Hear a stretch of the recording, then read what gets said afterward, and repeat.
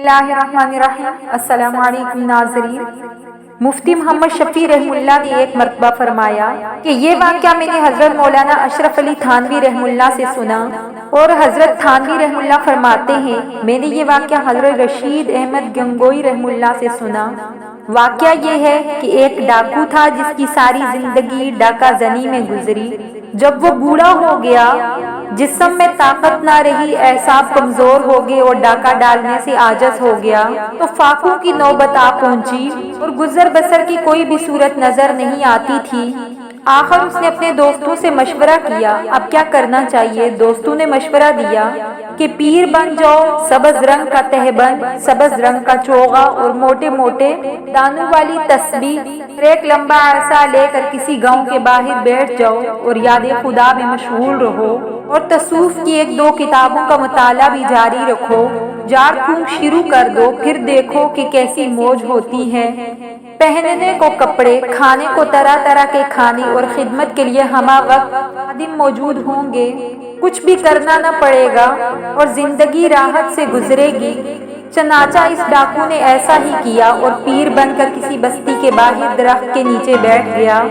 چند روز تک لوگوں نے کوئی توجہ نہ دی، مگر اس کے مستقل قیام اور عبادت میں مشغولیت نے لوگوں کے ذہنوں میں اس ڈاکو کے بزرگ اور خدائے رسیدہ ہونے کا خیال جما دیا۔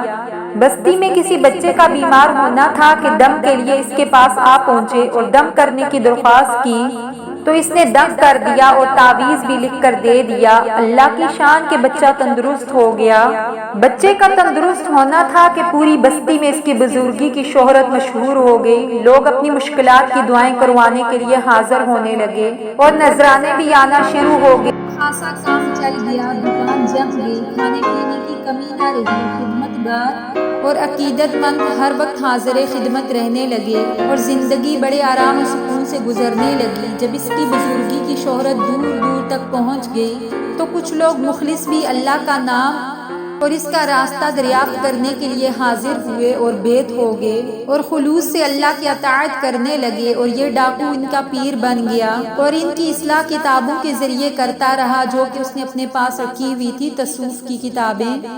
یہاں تک کہ یہ سب اپنے وقت کے عامل ولی بن گئے اور مراقبے کے ذریعے ہر ایک کا مقام معلوم کرنے کے قابل ہو گئے۔ یہاں تک کہ ان سب نے ایک دن سوچا کہ اپنے حضرت کا مقام معلوم کرنا چاہیے کہ وہ کس مرتبے میں ہیں۔ چنانچہ یہ سب کے سب مراقبے میں بیٹھ گئے اور دیر تک اپنے شیخ کا مقام معلوم کرنے کی کوشش کرتے رہے، مگر سرتوڑ کوشش کے باوجود ان کا مقام تک رسائی نہ لے سکے۔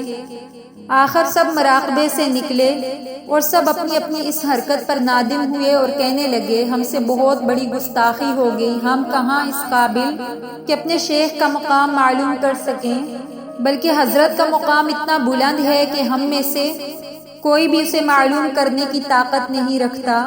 چل کر حضرت سے معافی مانگنی چاہیے، ورنہ کہیں ایسا نہ ہو کہ ہماری اس گستاخی سے ایمان کی یہ دولت بھی چھن جائے جو ہمارے پاس ہے۔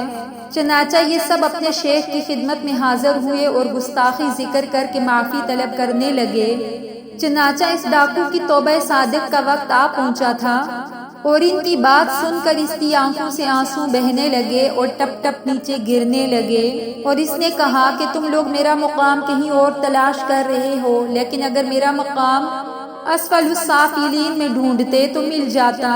اصل بات یہ ہے کہ میں ڈاکو ہوں، ساری زندگی ڈاکہ زنی میں گزری، مگر جب بوڑھا ہو گیا اور ڈاکہ ڈالنا میرے بس میں نہ رہا تو زندگی گزارنے کے لیے یہ مصنوعی پیر بننے کا ڈھونگ رچایا۔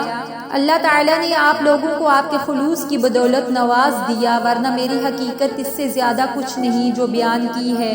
اور یہ کہہ کر وہ ڈاکو رونے لگا اور کہا کہ میں آج صدق کے دل سے خدا کے حضور توبہ کرتا ہوں، آپ حضرات بھی میرے لیے دعا کریں، میری توبہ قبول فرمائے۔ مریدین نے جب اس شیخ کا یہ حال سنا تو رنج و غم سے ان کی چیخیں نکل گئی، سب رونے لگے اور دل سے اپنے شیخ کے لیے نہایت عاجز بن کر دعا کرنے لگے، اللہ اللہ تو ہمارے شیخ کو بخش دے اور ان کی توبہ قبول کر لے۔